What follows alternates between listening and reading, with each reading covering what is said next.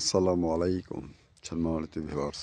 দেখুন, প্রচণ্ড ঠান্ডা কুয়াশা, এরপরে দেখুন এই যে লোকজন বালতি সাইকেল নিয়ে পানি দেওয়ার জন্য চলে এসেছে।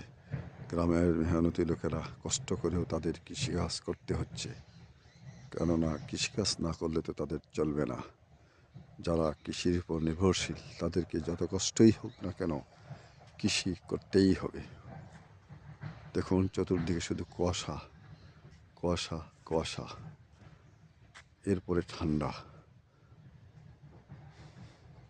প্রিয় বন্ধুরা, আসলে বাংলাদেশের সর্বোত্তরের জেলা পঞ্চগড়, এই জেলায় সবচেয়ে বেশি ঠান্ডা অন্যান্য জেলার চেয়ে।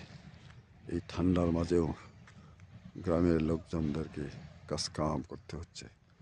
কাজকাম ছাড়া তো তাদের কোনো উপায় নেই। ধন্যবাদ।